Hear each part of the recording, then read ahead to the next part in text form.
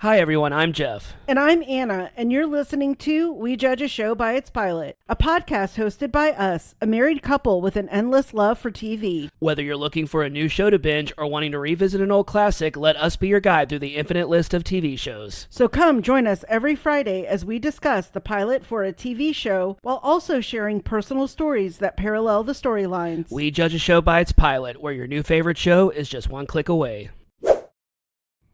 Hello everyone, welcome back to our pod. Hello, how's it going? I almost wanted to start singing, but it's not musical month anymore. It's not, and I would like to send my regards to Nick. I did go back and listen to the pod where I started to sing Let It Linger. And, you know, I always do disclaim that I cannot sing. You almost proudly admit that you correct. can't sing. Well, I mean, yeah. I was told at a very early age That's that so I rough. could not sing. Yeah. And it semi-destroyed me. That sucks. But, I'm sorry. But I own it. I know I cannot sing. You do. And you own it, and I think it's adorable. And I will also go on record as saying I truly believe people that can sing are just gifts. Yeah. I mean, I am in awe of someone who can just sing, and I wish I could be them, but I am not, alas. So I'm always blown away. I know this. I just said this isn't musical month anymore. We're talking about musical. We're talking about singing, but I actually for this episode, a musical will kind of intertwine with this show that we're doing today because I'm going to talk about my origin story with it. But yeah, I'm always impressed with the people who can just belt out and on command, like they don't have to like prepare for it. Like it's they're not warming up doing scales like or something. That viral video of Kristen Chenoweth impersonating the car alarm, and she's like perfect pitching it, and she's like hitting those like operatic notes, like, and she's just doing it, and it's just, or when she impromptu sang the Southern Charm theme song, and she just sounded like. So she's singing the Southern Charm theme song, and she sounds great. And I'm with you. I think it's really impressive when people can just sing and they sound amazing. Exactly. Because I mean, I have a okay singing voice. I would say I was never trained. I don't really like singing in front of people. So like, I know I used to have a good singing voice. I couldn't honestly tell you if it's good or not because I only sing when I'm by myself. So okay, yeah. Anyway, so we're actually recording this in October because you just kind of finished you're not done with your work travel, but you're done with like the rough part of it. Yeah. Of the 2 more short weeks. Yeah, and so we are recording this on is it Thursday night? Today's Thursday. Tonight is a Thursday night. And this will come out tomorrow. Yeah, so it's gonna come out tomorrow, and I'm gonna do what the influencers do and either edit tonight or tomorrow morning. But anyway, shout out to Lauren Norris. Once I found out that she edits like an hour before. Yeah, she's like up until she has to upload. She's like, I'm editing. I'm like, you know what, Lauren, this is your full-time gig, and I just do this on the side. So I feel totally comfortable doing it now, and I think when you're under the gun editing, you do a better job. Yeah. So you pay a little bit more attention to detail because you see the time and you're like, oh, I have like 3 hours. So I mean, this is going to take me 3 hours. We love you, Lauren. Miss New York 2025. That's crazy. We love you. That's crazy. All right. And Will. Shout out to Will. And Lemon and Lemon. Yeah, just some influencers that I love. Yeah. And then I got Jeff hooked on. Yeah, I mean, Laura Norris, go to her YouTube page. It's good stuff. Like and subscribe. Like and subscribe. All right, so it is October. It is your B-Day month. It is my B-Day month, and much like we're gonna do on all of our birthday months, there's gonna be some type of personal theme. Yes. So you inspired me with your birthday month when you picked, I mean, like we said earlier in another episode, it was unintentional, but you ended up picking these shows that kind of represented different eras of your life. It was autobiographical. And so I decided to do that for my month, but I added a little twist to it. It's going to be all reality shows. Yeah. I love reality TV. I loved it from the moment it entered. I saw it on TV for the first time and it entered my brain. I was fascinated by it. And you feel the same way. Love it. I loved reality shows. I mean, that was the first conversation we ever really had, and we continue to have that conversation, and we're still having that conversation. Yes. We started a podcast because we can't stop having these conversations. So today is the beginning of my reality TV journey. So when reality TV first really came out, I was a preteen, and I didn't. So really, for a really long time, all there really was Real World and Road Rules. Real World is the first one. Well, yes. I'm going to go back a tiny bit more, though. Okay. Because before Real World, or maybe around the same time, there was The Truman Show, and then there was the movie with Matthew McConaughey. Was it Ed? Yeah.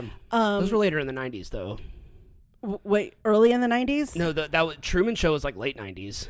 Well, one of them was early on because Yeah. it got panned because they were like, who wants to watch a movie about someone's life? Yeah.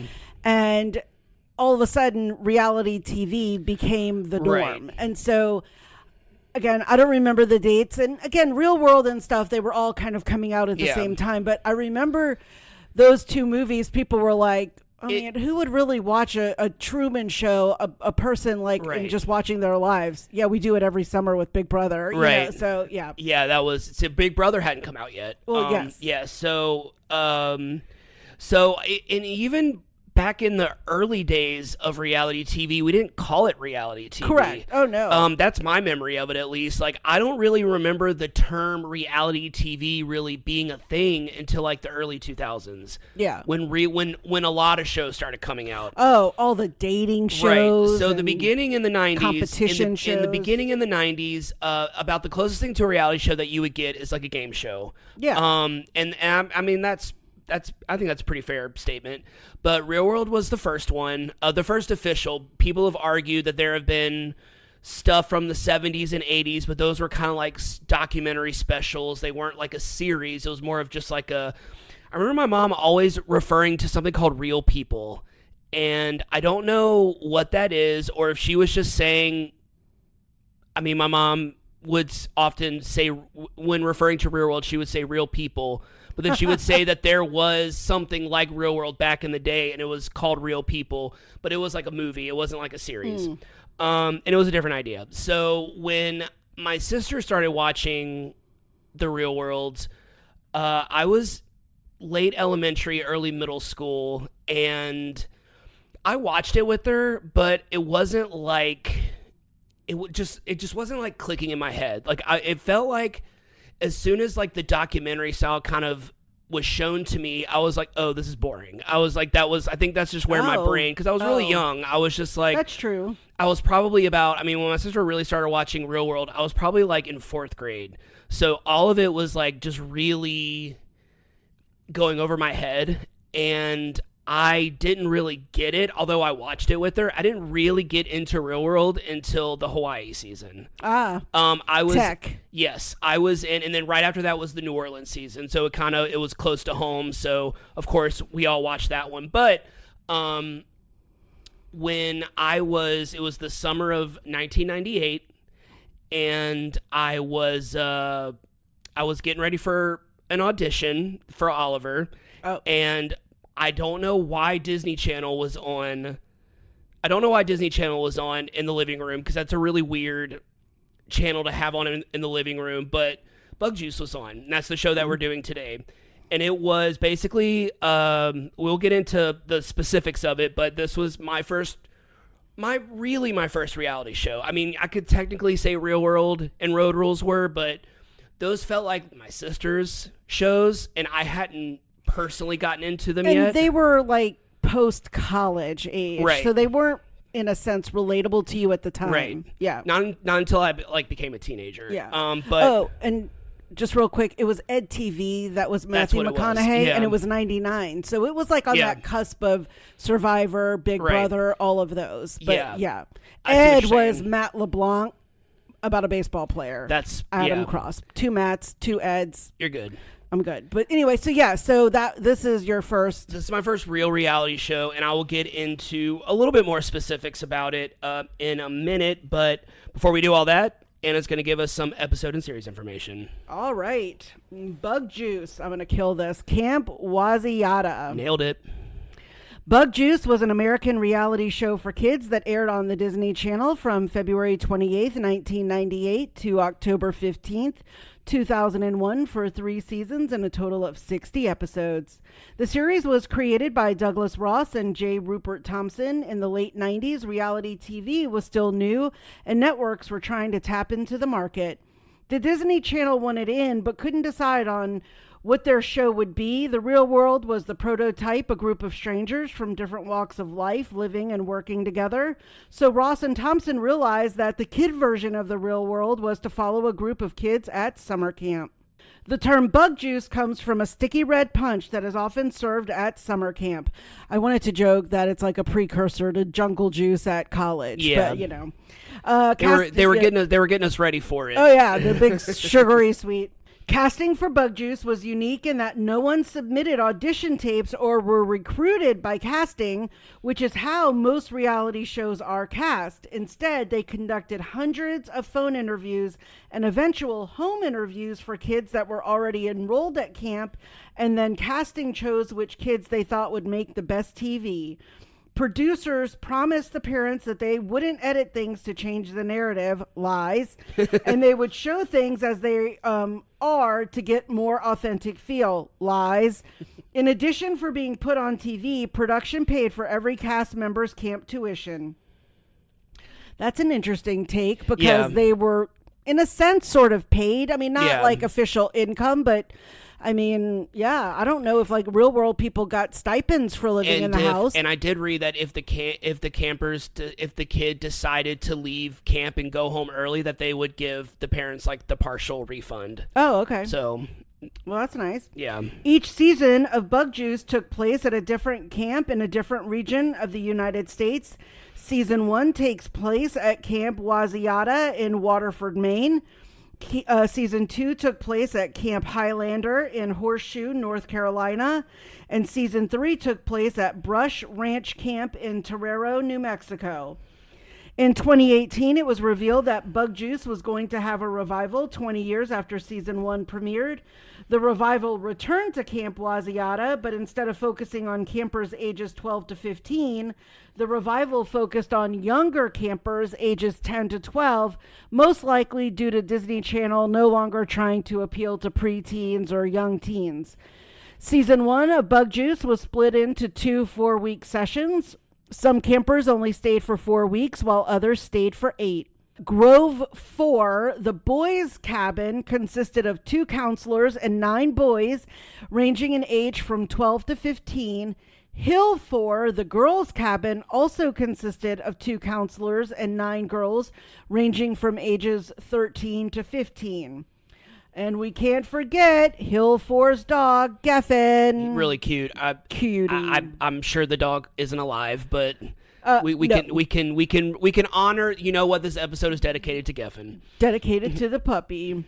Bug Juice had the privilege of existing before social media and true parasocial fans, so there is little known about the behind-the-scenes tea of the show. A few former cast members have come out and talked about their experience, and when clips of Bug Juice became viral on TikTok during the pandemic, interest in the show increased. Season 3's Eve did an interview with Vice News to discuss her experience after being kicked out of camp for things she allegedly did not do. She didn't blame production, but the camp owners, who were very conservative, didn't like Eve's non-conforming persona. Everett from Season 1 talked about his experience during the 20th anniversary of the show's premiere.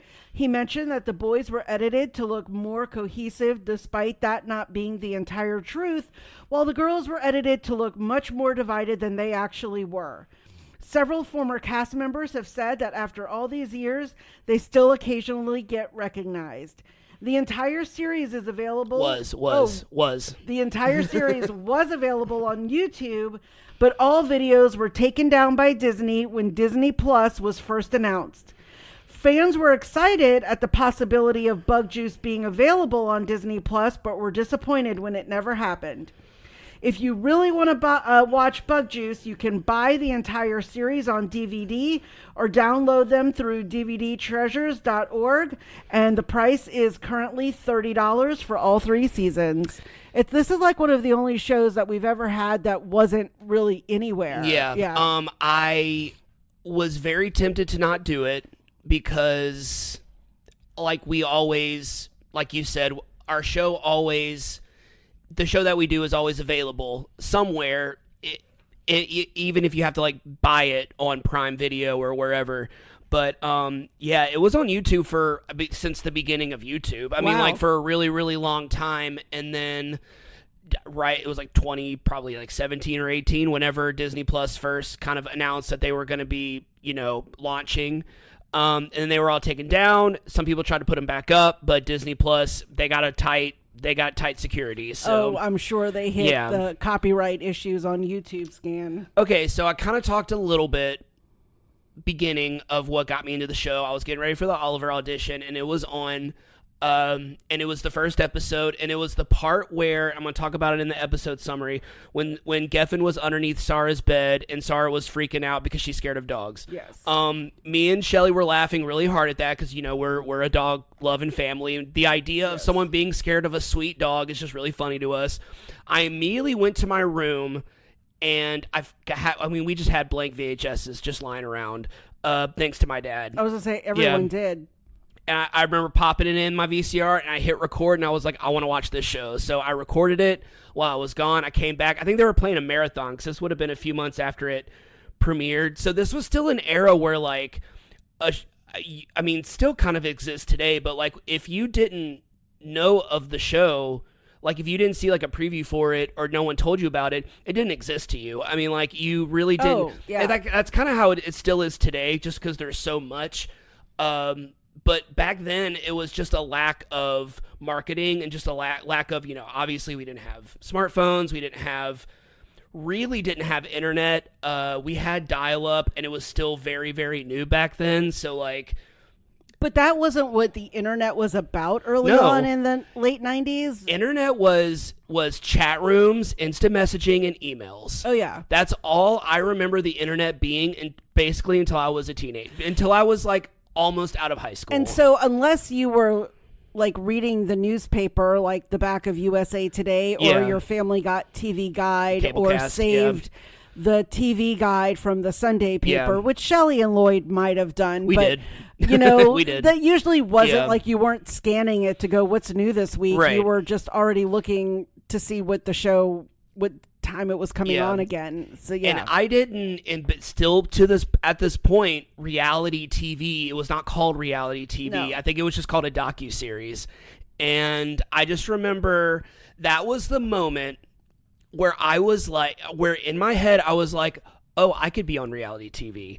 That's not what we called it, but that was finally in my mind. I was like, oh, these are just regular people. I was like, that was when it finally, like, something clicked in my brain where I was just like, Real World, Road Rules. At this point, maybe the challenge was like very, very new, but reality TV was still so new. But in my mind, I wasn't thinking, when I was watching Real World with my sister, nothing was clicking in my head that I was like, oh, these are just regular people. In my mind, I was like, oh, they're actors, or they want to be actors. I could see how something on Disney would make you think that, for sure. And so when I watched Bug Juice, I was just like, oh, these are just normal kids. I was just like, oh, these are just normal people. Like, you can just be on TV now. And it was just, that was the idea of that was like, oh, that's really interesting. I was just like, oh, and that is the beginning of me being obsessed with reality TV, where I started watching Real World that summer with my sister, and I was like, I get it now. I was just like, I get it. I don't know what year, that may have been Seattle,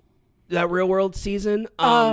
Seattle 98. Yes, Seattle was 98, 99. Yeah, because I was in New Orleans that year and then moved to Seattle, right. And New Orleans was the next year after I had just left. I remember, like, because it was Seattle, Hawaii, then New Orleans. Yeah. And so I remember watching Seattle and it clicking, and then watching Hawaii and being like, I'm in. I was just like, I love this show. I watched it even during those last few seasons when the show really jumped the shark and really lost its quality.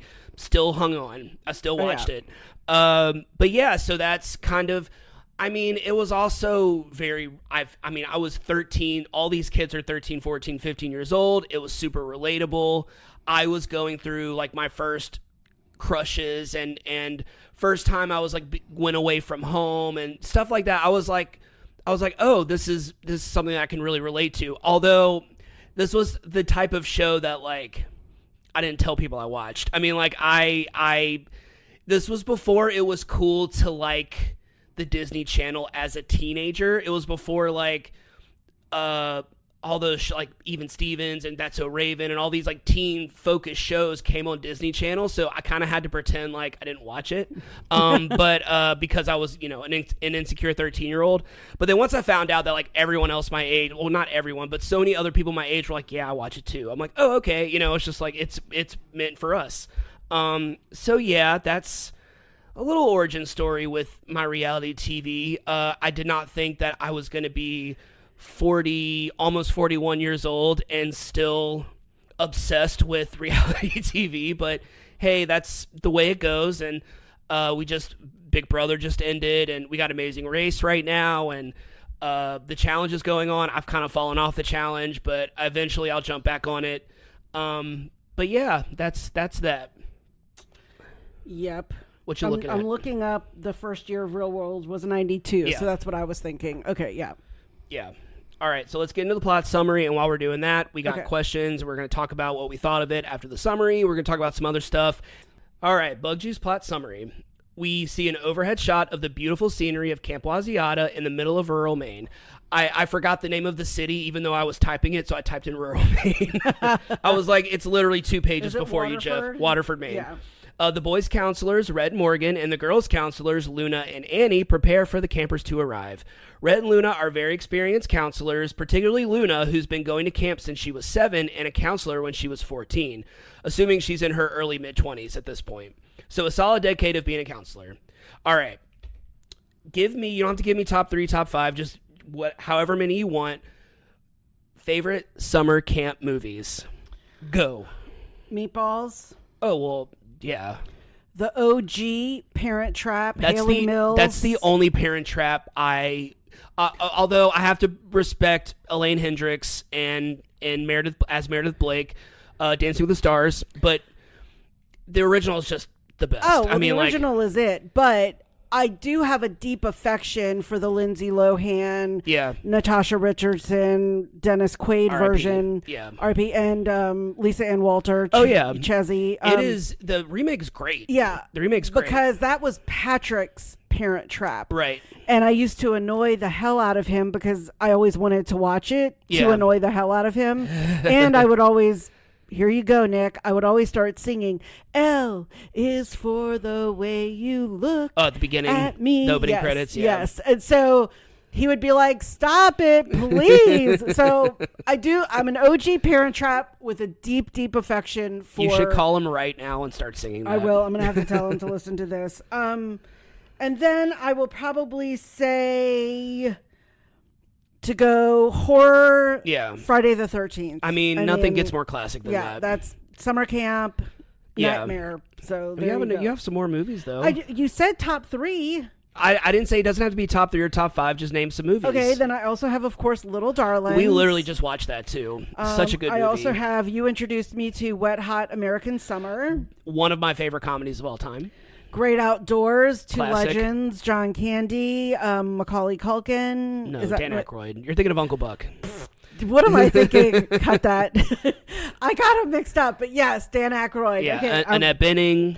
He wasn't in that. John Candy wasn't in Great Outdoors. John Candy and Dan Aykroyd. You said John Candy and Macaulay Culkin. I was like, wait a minute. I was like, I could have sworn John Candy was Anna's drunk, y'all. I'm wasted. I've been having the bug juice. And then that was all I really had for my list. You had some other good ones as well. Yeah, so I have one of my favorite, not just my favorite summer camp movie, one of my favorite horror comedies of all time, and also just one of my favorite movies, The Final Girls. Of course. Filmed here in Baton Rouge, which is awesome. One of the best casts, including Angela Trimber, who was on Road Rules and The Challenge. Yes. Always love seeing her and stuff. Anytime I see anyone from The Challenge or Real Order Road Rules in something, I'm like, I know them. I don't know them personally, but I know who that is. There is, and this was one that I always kind of forget about, but I love Addams Family Values, and it's when Wednesday and Pugsley go to camp, and it's so I'm not a huge fan of the first Addams Family movie. I liked it, but like when the second one came out, I'm like, oh, this is hilarious. Like I love that show. That movie. All right, so there's Camp Nowhere, which is one of my favorite movies as a kid. That's the one with Andrew Keegan and Jonathan Jackson and Christopher Lloyd. Nice. Peter Scolari is also in it, and the guy that plays Biff in Back to the Future movies. I forgot his name. Tom Wilson. And I have another movie that is a little not as known, but it's called You Might Be the Killer. It has Allison Hannigan in it, and it was filmed in Lafayette. Nice. So that's another horror comedy that's set at a summer camp. And then I just watched this movie very, very recently. It's a movie called Marshmallow, and it is set at a summer camp. You were kind of watching it. It was the one with the cousin from Ted, from Blair. She was the counselor. Oh, yeah. It ended up being like not a typical slasher. It ended up being like a really good. It ended up being like having like a really good twist to it, and I actually really liked it. I wish I would have bought it. I just rented it because I just wanted to watch it. And I had Amazon credit, so that's usually when I waste money on on renting and buying movies. And then I have my last one is a movie called Happy Campers. It's a movie from the early 2000s, and it has Brad Renfro, Dominique Swain, which is a real pull, Peter Stormare. It's like one of Justin Long's first movies. Wow. Jamie King is in it. Jordan Bridges is in it. It's like it is. And it's a very dark comedy. They're all camp counselors, and it's very, very dark comedy. Same guy that wrote Heathers, so it's a fantastic movie. If you've never seen it, we should watch it sometime. All right. Great movie. All right, so those are mine. There are so many others. I saw the list, and I was just like, you said Little Darlings and Meat, but you said a lot of ones that I love, so I was like, let me add some more. Yeah. But yeah, your list was Little Darlings. I love that movie. We just watched it like a few weeks ago. We totally did. Still holds up, and a movie that was really ahead of its time, I must say. All right, we travel to Westport, Connecticut, to Everett's house as he packs up for camp while his mother helps him. Everett, 13, and his best friend Connor, 14, are attending camp together, and this is their first year at camp. In Washington, D.C., 14-year-old Keisha is on her way to the airport. It's also her first year at Camp Waziyatah. Keisha says wherever she goes, she makes friends because it's not about where you're from. It's about being genuine and being respectful towards others. That was when you said, go Keisha, when she said that. Also at the same airport, 13-year-olds John and Andy from the D.C. suburbs are on their way to camp as well. John and Andy are best friends and have gone to Wazi before. Many of the campers fly to Boston, and the camp buses drive them to Wazi. I forget how condensed New England is. Oh, yeah. You can drive across like 3 states in like a day. When I looked on a map, for some reason, I always think that Massachusetts is like below New York, but I'm like, that's Jersey is below New York, Jeff. So I'm just like always like, I get really mixed up in my New England geography. Lauren, 13, from Newton, Massachusetts, says goodbye to her parents. Lauren is a seasoned camper and explains that she never gets homesick. 13-year-old Megan from Manhattan and 14-year-old Martha from Riverside, Connecticut. They're both first-year campers and seem to be quite nervous, but are relieved when they sit next to each other on the bus and realize they'll be in the same cabin. Aww. 15-year-old Jason from New York City is also on the bus, along with 14-year-old Hassan from Chapel Hill, North Carolina. They are also seasoned campers and are excited to get to camp. 13-year-old Malik from Brooklyn is a first-year camper, and you can see him unable to sit still due to him being so nervous.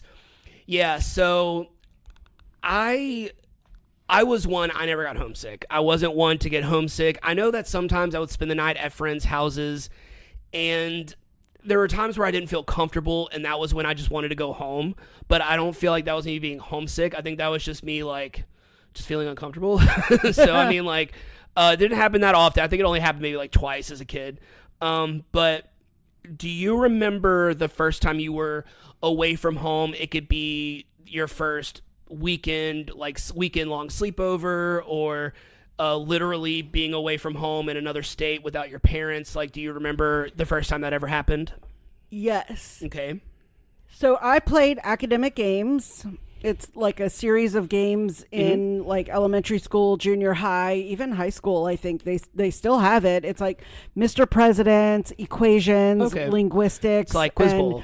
Yeah, Yeah. no, but it's actually kind of like board games and trivia. Oh. It is partially. That sounds like fun. Yeah, it was, and I was actually really good at it. Of course you and were. I won for Mr. President, and so I got to go and compete nationally in the National Academic Games in Eatonton, Georgia. Classic. And so, like, a bunch of people were dropped off at like the parking lot of the Lakeside Shopping Mall. Yeah. And a big freaking Trailways bus came to pick us up. And there were several other kids from my school that also had placed in their games that they participated in. And we were brought to a camp in Eatonton, Georgia for a week. And we played games, and you would win trophies. And our trophy was a thinker, the thinker, the Rodin thinker.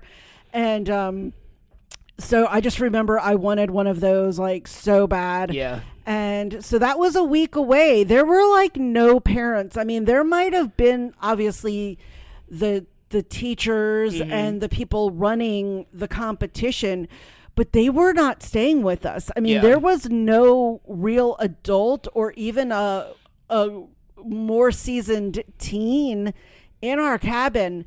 And I remember coming back because I was like in 5th grade. I went in 5th and 6th grade. And so Rebecca was probably like a junior the first year I went, and then a senior the second year I went. Okay. And I remember coming back on the last night.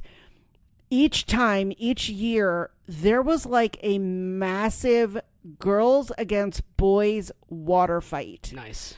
I don't know where we got the water from, like our sinks in the bathroom or the showers, and we would fill cups and buckets and whatever we could find that would hold water, and we would go and have a massive water fight. Well, I think it might have been the 6th grade year that the boys who were returning, I will give them a little credit, really plotted out and brought things to hold water. Okay. Like the boys had brought like either water balloons or also like pitchers or something in their suitcase or duffel bags to also hold water. They snuck into our cabins like while we went out to go and attack them. They had like a little other back group of boys. They came in and destroyed our room with water. And I remember coming back, and I don't know if Rebecca remembers this, when we got back, because we drove overnight to come home. And I really, honest to God, it was really funny because I don't remember like even getting on the bus, or much less my mom picking me up at the parking lot of the Lakeside Mall in Metairie. And I think Rebecca came with her. And when they got home and put me to bed, because mind you, I was like 11. Yeah. And they put me to bed. And all I remember was Rebecca waking up the next morning and going, "Why is everything in your suitcase wet?" Like mom was just pulling stuff out and everything in the suitcase was wet. And and honest to God, like, I don't remember even what I came home in. Maybe I had stored some clothes somewhere, but literally everything in my suitcase was wet. It was just soaking wet. That's funny. And so that was my first time. And my mom did not bat an eye. I will just say, if it had anything to do with school and was school sponsored, my mom was always like, it might make you a better student. Yeah. It might bring you some recognition. Like, you won this competition, go and do it. She was always very supportive of stuff like that. Now, going to summer camp and paying for it, my parents could have never afforded like me to go up to like the Catskills or to Maine or something. You know, I actually did have friends that went to camps. So did I. And I don't know if I really knew that that's where they were going. I just maybe always thought that they were going on summer vacation and were just gone, like, for a really long time. Well, we did, because you know, my dad was always home in the summer, and we would go on like a month-long vacation. True. Yeah. But I would learn later that they had always been at camp. Oh, okay.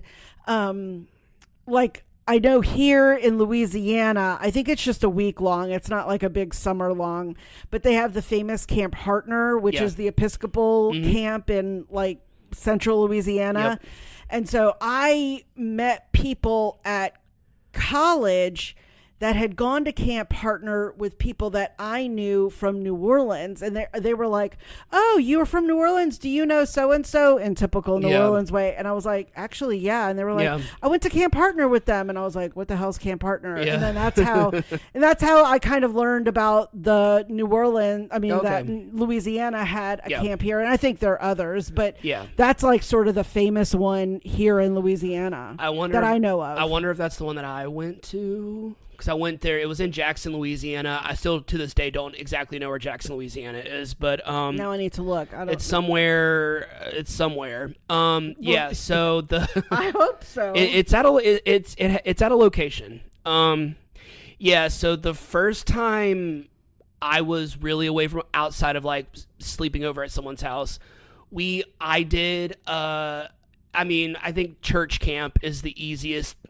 way to sum up what it is. It was I think it was a week long, and I don't think it was longer than a week, but it was at a week long. It was people from my church and then kids from other churches, Baptist churches, I'm assuming, from Louisiana. I would know some of them from different churches because when I lived in Central, we went to a Baptist church in Baton Rouge, but the Baptist church in Central also went to this camp. So I knew a lot of the kids I went to school with. And maybe this was before I went to Parkview, but yeah, so it was a week long and we basically just did normal camp stuff. I remember doing like arts and crafts.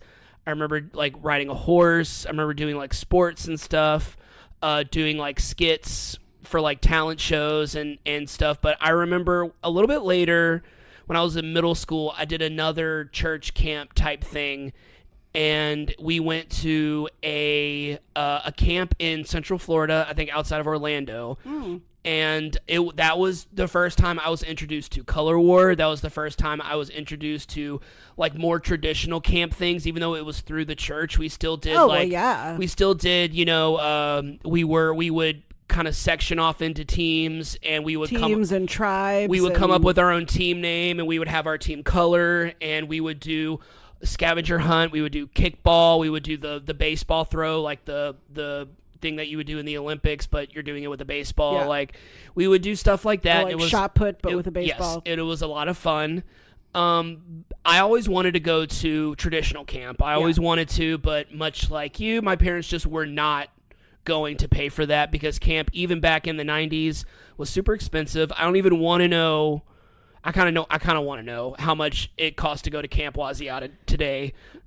Well, just real quick, Jackson, Louisiana is sort of just north of Baton Rouge, and Camp Hartner is in Pollock, Louisiana, which is near Alexandria. Okay, so those are not the same, but yeah, so I knew all the people that went to Camp Hartner, but the camp you went to was probably maybe like the Baptist camp or something. I mean, it had bunks and it had trails and very it looked like a camp. I mean, it looked, and especially the one I went to when I was in middle school, the one in Florida, that was like a summer camp that we just rented out. Obviously, the church probably just rented for a week.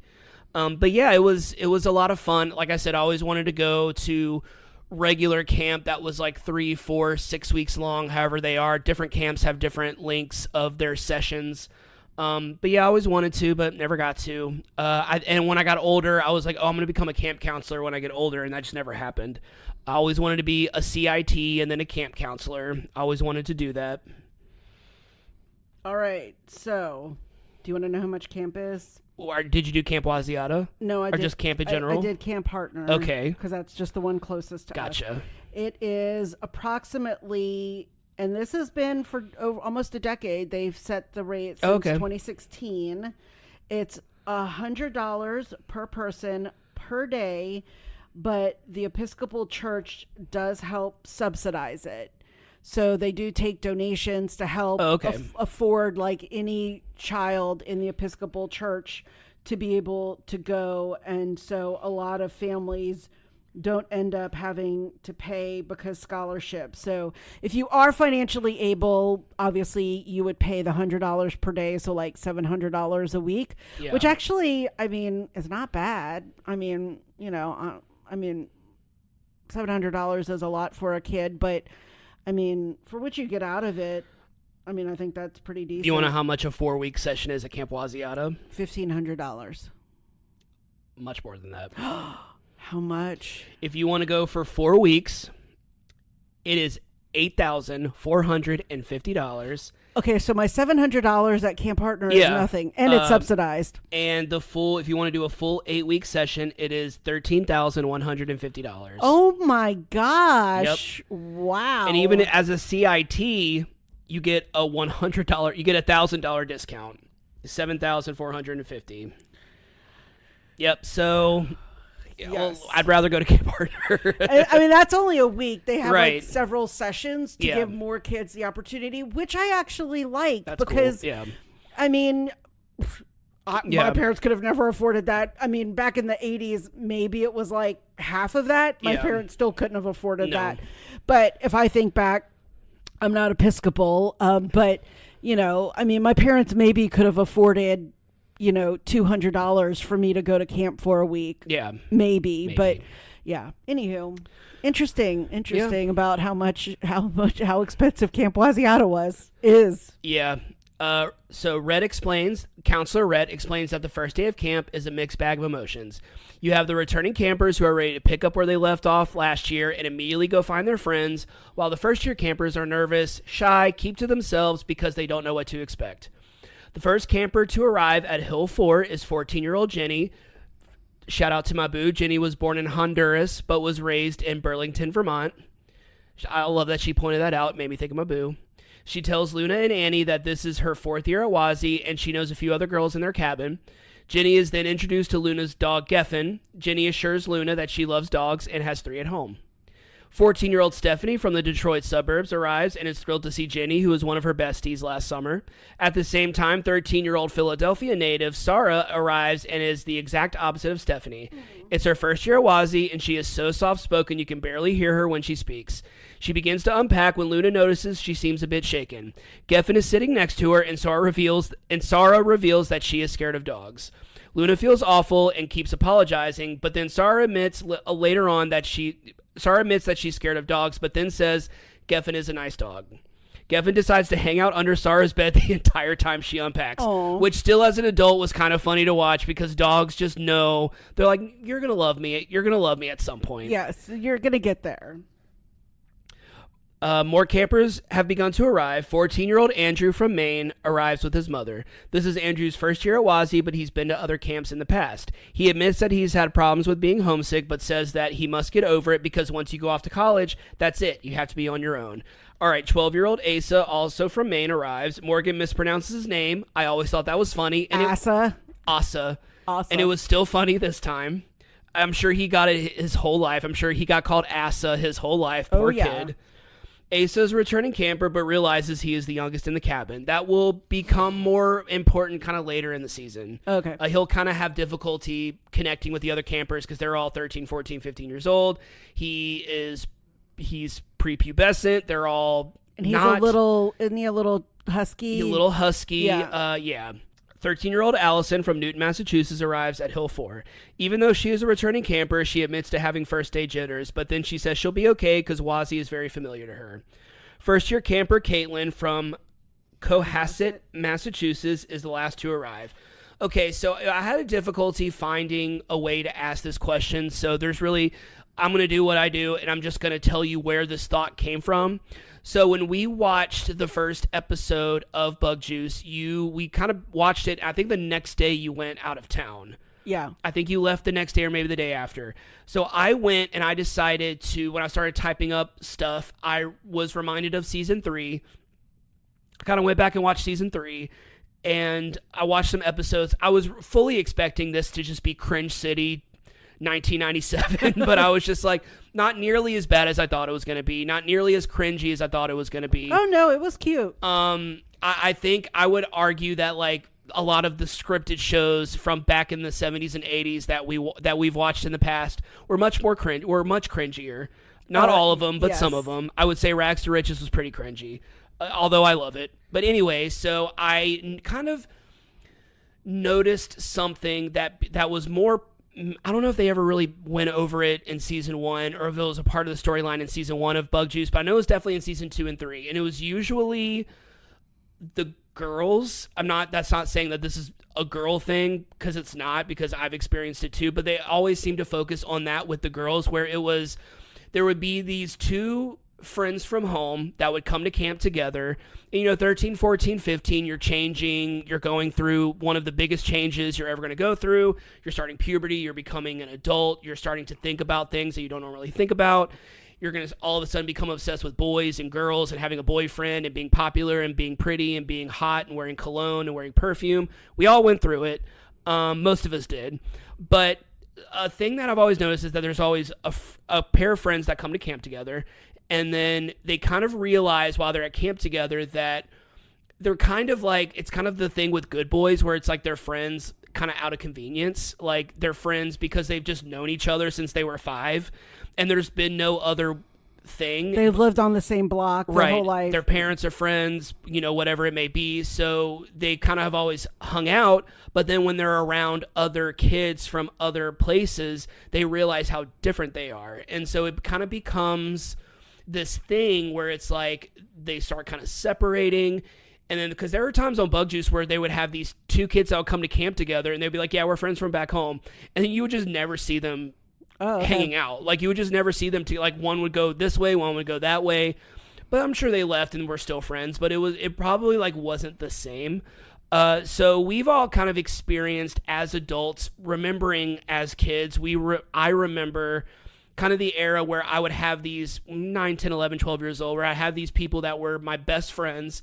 They were my best friends in the whole wide world. And then the next year we would be in a different class. I would literally never talk to them again. It would just be like one of those, not in like a cold way, but just, you're not in my class anymore. So it's just like, I'm never going to see you again. I mean, that's kind of how it is, especially when you're in elementary school. And it is such a, I am reminded, we both were when I brought this up, that it's kind of like the thing from Stand By Me. When you're that age, friends come in and out of your lives like busboys in a restaurant. That's just kind of how it is. One day, they're your best friends. 6 months later, they're just another face in the hall, like Gordy said. So my question for you is, when was the first time you realized that the friends that you have as a kid aren't going to be your friends forever? My first one... And before we go, I know that you're a special circumstance because you're a New Orleans girl and y'all all stay friends forever. But I'm sure that some have fallen... Oh, for sure. Some fallen probably comrades. My first main one, and kind of the scenario we just said about because you lived near one another.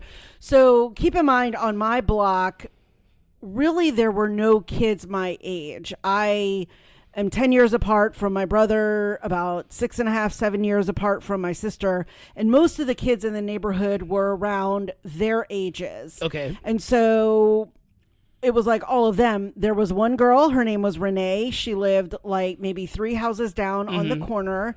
And then there was another girl that lived around the block that moved in, I think when I was around in 3rd grade. So, and she was a year younger than me. So she was in like 2nd grade, and her name was Amy Schuler. Aww. And she had a little brother named Nathan. So if by any weird chance y'all are listening, she's not on Facebook or anything. I actually tracked her brother down and like messaged with his wife, but she would never give me Amy's information. She's in Texas. But we were like thick as thieves. I mean, especially me and Amy. Renee's parents were really strict and barely ever let her play. But she would play like Barbies with us every now and then. But me and Amy were like really tight. Elementary school. Then we were in sort of like middle elementary school, 5th and 6th grade together. And then when I went to high school and she was still in 8th grade, her mom, and this was crazy because like I just thought her mom was so glamorous. She was like the store manager of like a Woolworths. Nice. And then she became like a store manager of the J.C. Penney in the mall. Whoa. Yeah, so she, and so again, mind you, my mom was a stay-at-home mom, so I really admired her mom. She was working, she would dress up, she wore heels to work. Oh, yeah. I mean, you know, not anything against my mom because I love my mom being at home. It's why I likely never wanted to be at home, but I just remember her mom, I felt was so glamorous, and her mom ended up getting like a major promotion with J.C. Penney's to be like a regional manager in like Portland, Oregon. Gotcha. And so after the summer of I think 8th grade, and I was going into 10th grade, she would have been going to high school. She was moving, and so she didn't go to high school in New Orleans. She left to go to start high school in Portland.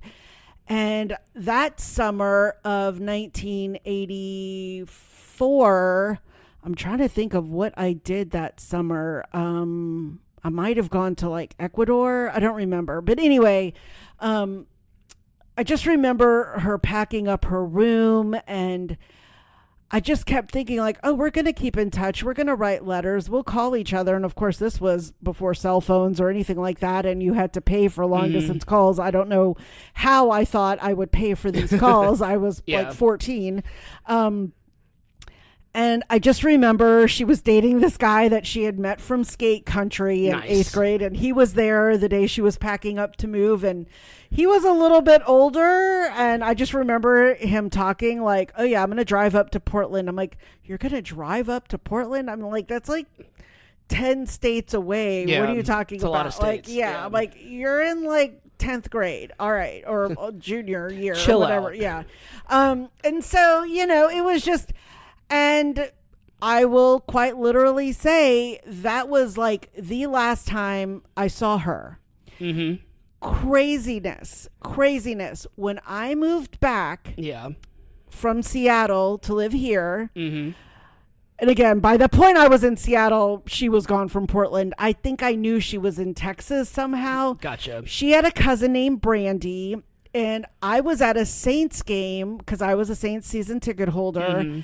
And I was walking around, and this girl stopped me, and she's like, are you Missy? And I was like, yeah, because like not a lot of people know me as Missy. Really only people in the neighborhood knew me as Missy because that's what my family calls me. Right.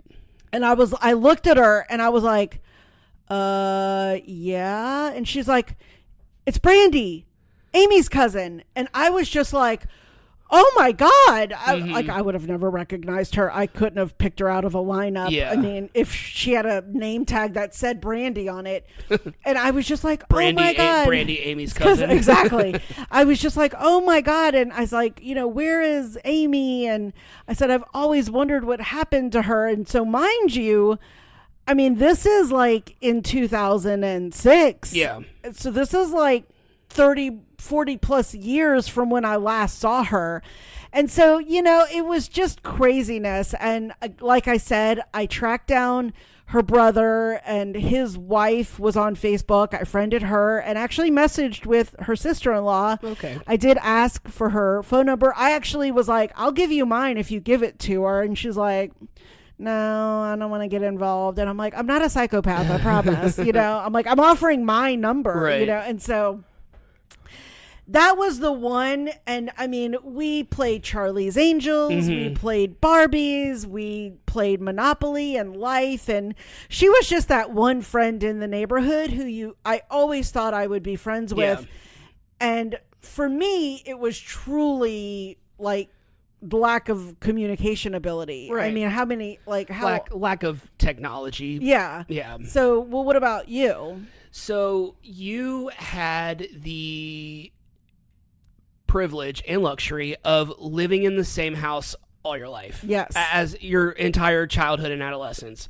through law school until like my mom passed away. Right. Yes. I mean, that was your that was 60 plus years. Your childhood home. You never lost it. Yes. Technically. Correct. Until your mom passed away. And so, but it was different. I know I just took the last of it. I'm sorry. And I took your water bottle away. I'm sorry. I didn't mean to do it. It was going to knock over and get Give stuff wet. me some liquor. No, I'm just kidding. You just open up a bottle of just liqueur. Start drinking on it. I mean, the liquor's supply is literally right behind me. Okay, so I need to focus. All right. Focus. So calm down. I need to calm down. Everything's fine. I'm an adult. All right. So when my parents got divorced when I was in 4th grade. Up until then, I had been living in my same house that I'd always lived in from the time I was born, in Central. And I've talked about this on the pod before. Like I had, up until then, it had nothing to do with where I lived up until I was in 4th grade. I had like the best childhood. I mean, like there were so many kids in my neighborhood. They were all around my age. We had a baseball field in our neighborhood, like a sandlot baseball field in our neighborhood.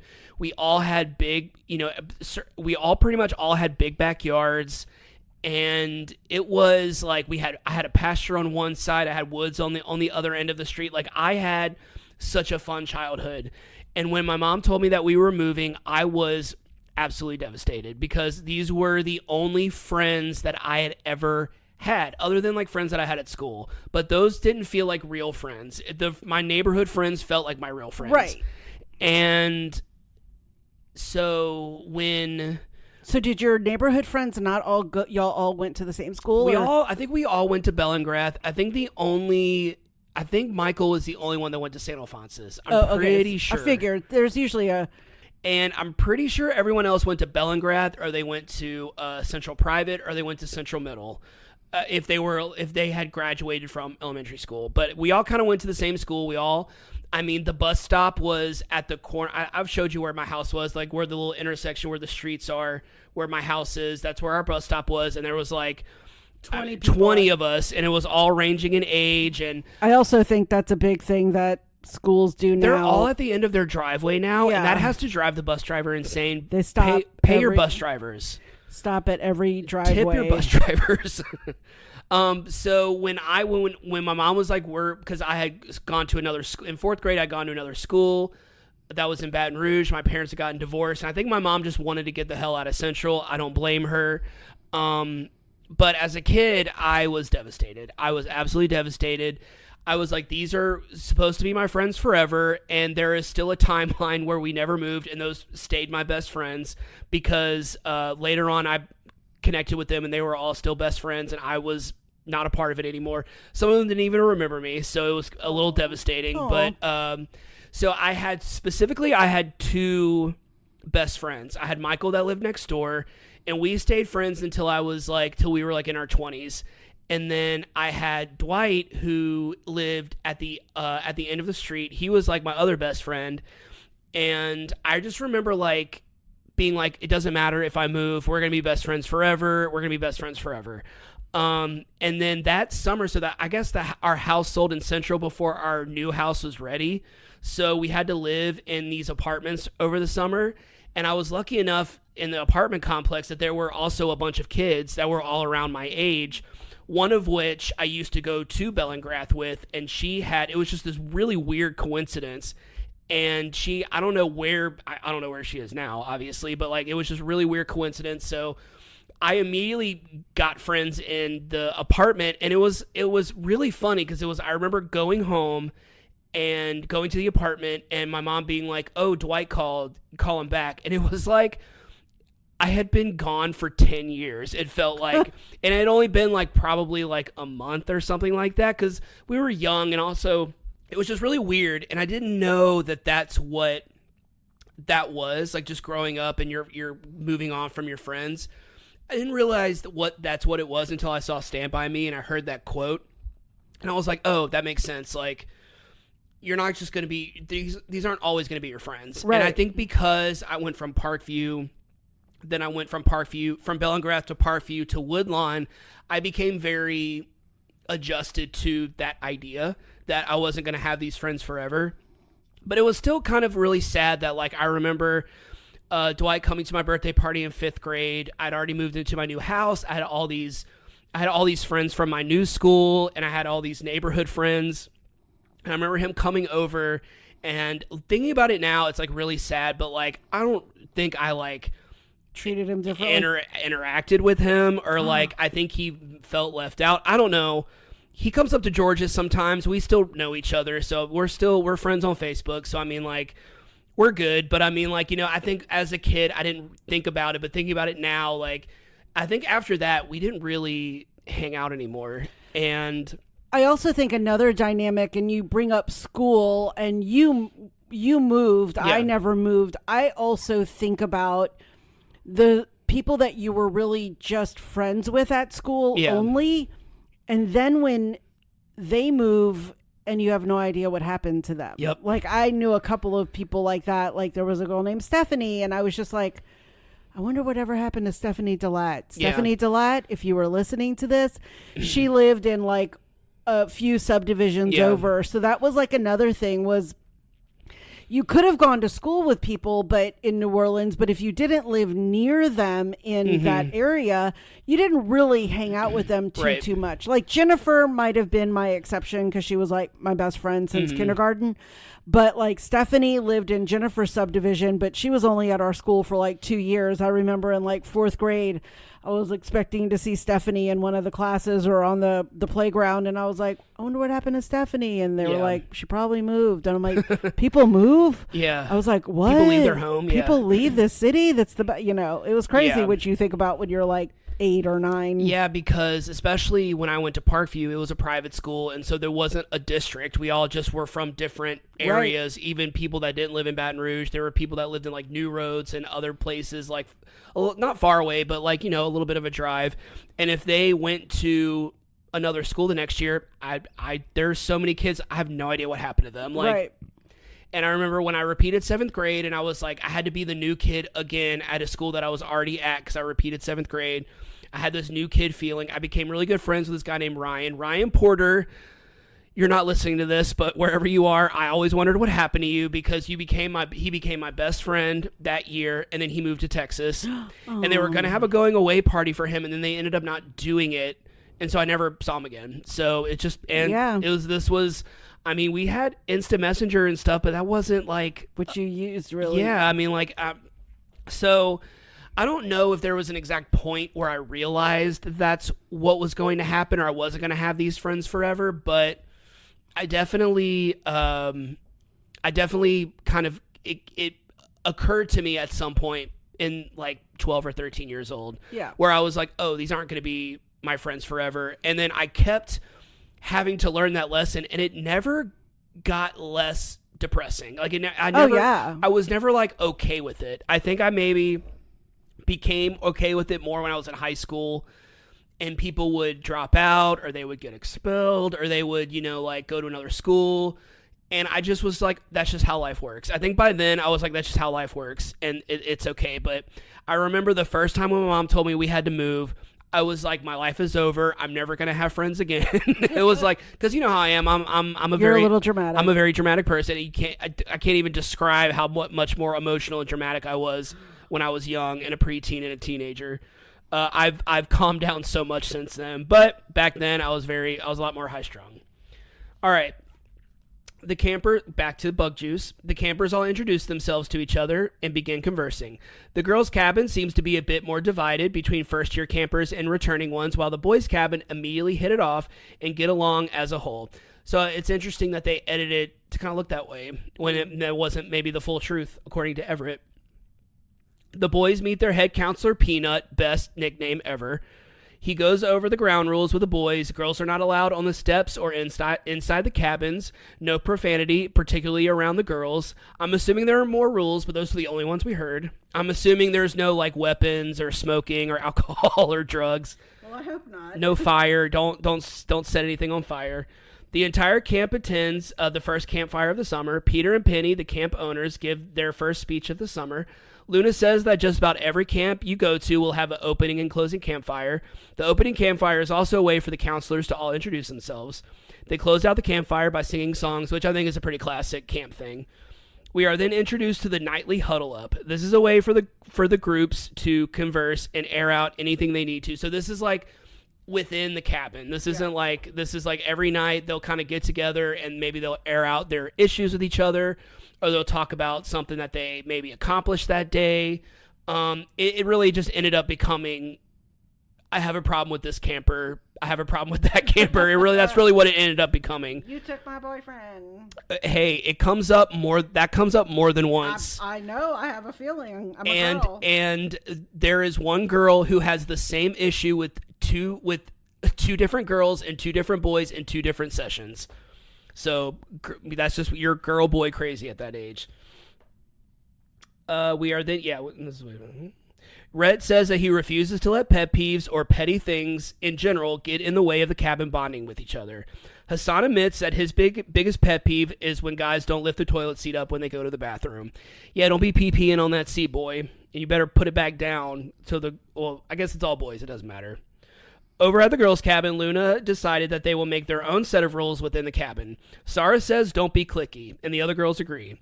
Luna and Annie they're not depressed, they're impressed that the girls all agree to this rule. Luna admits that she's had issues in the past with girls being cliquey. Jenny says she hopes they stick with it because last year was really bad, implying that the cabin she was in last year was really divided. They then play the toilet paper game. Each girl takes any amount of toilet paper they want, and with each piece they have to say something about each other. This is so funny. So it's also kind of funny that all the girls took various. I think Allison took like a third of the roll. Yes. And then Caitlin took like a little dot. Yeah, my name's Caitlin. Yeah, that was it.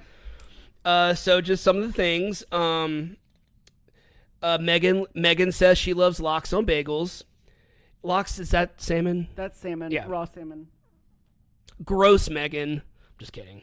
Well, she's probably from New York. Yeah, she's from Manhattan. I remember her saying that. Stephanie says she loves to water ski.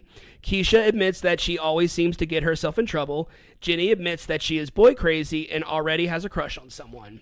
When she confesses it's Hassan in Grove 4, Keisha immediately interjects, saying she likes him too. This sparks the first confrontation of the season. Jenny very confidently says she'll get him. You gasped at that. You were like, dang girl, you got some metal on you. Back at the boys' cabin, it's clear that they are all getting along. John says that the moment they all got together, he could tell they were going to be brothers. Connor says he likes all the guys in the cabin.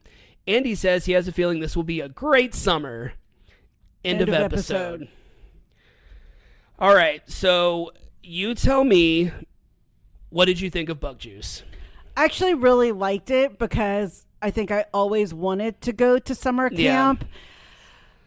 I know I obviously watched movies like Parent Trap, Meatballs. Little Darlings, Meatballs. I also read about camps and boarding schools in like magazines. I was obsessed with boarding schools when I was a kid. I always craved the concept of going away.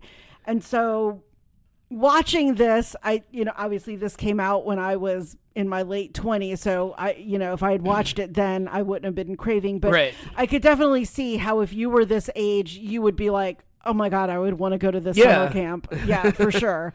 Because it is, I can see all of this stuff happening, like the boys fighting, the girls fighting, and the rules, and I like this boy. And when you told me which boy it was, I was like, really? That's the one they're fighting over? Yeah.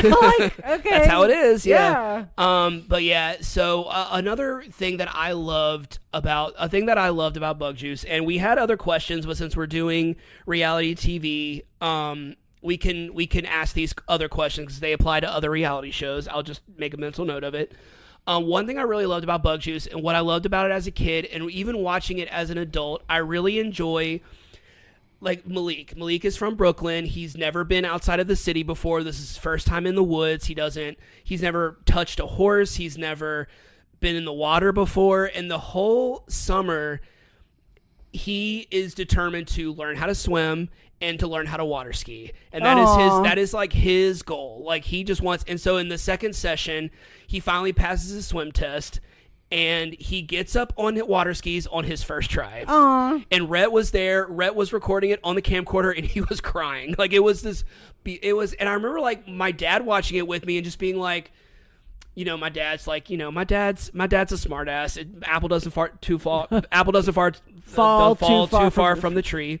But yeah, I remember even he was like, that's nice. You know, he was just like, that's a nice moment. Oh, Lloyd. Very sweet. And then I was watching season 3, and it was kind of the same. I got that same, like, kind of feel-good vibe of just, like, these kids are experiencing things for the first time. What I loved about season 1 versus kind of the other two, season 1 were a lot of, like, city kids. It was a lot of Detroit, Washington, D.C., Philadelphia, New York.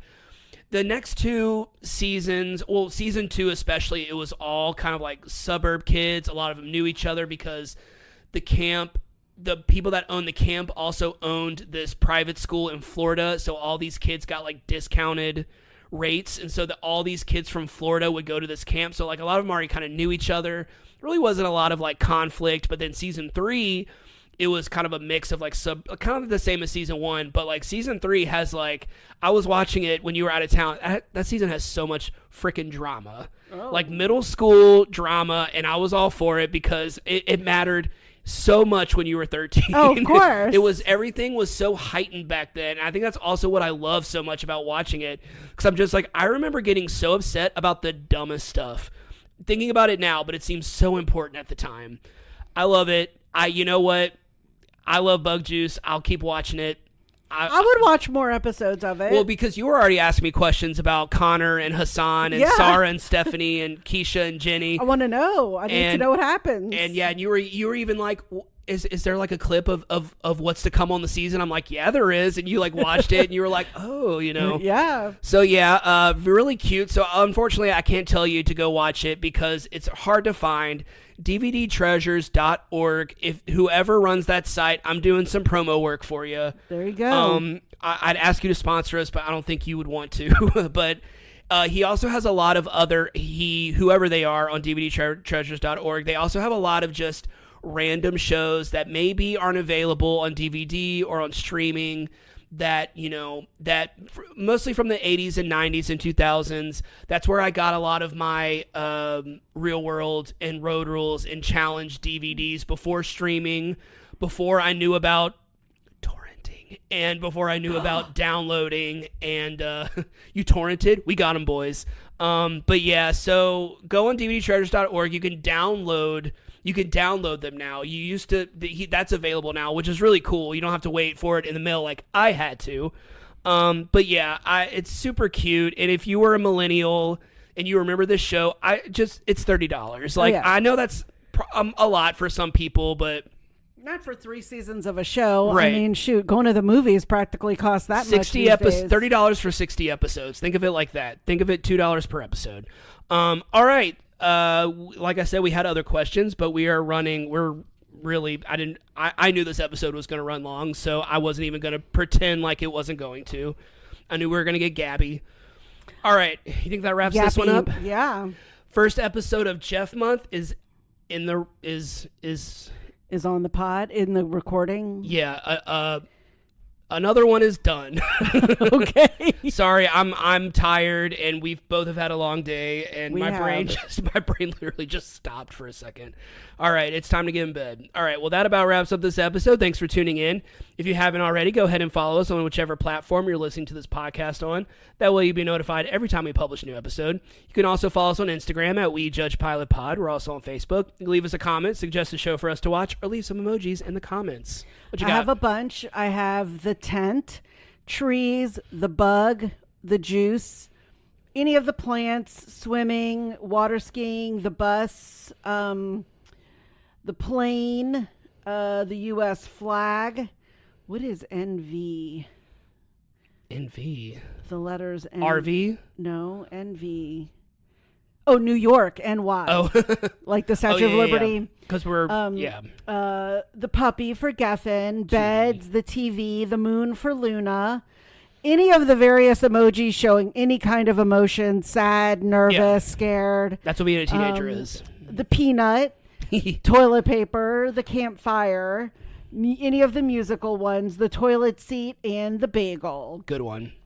All right. Well, we are going to head out, but we'll talk to you soon. Thanks for listening.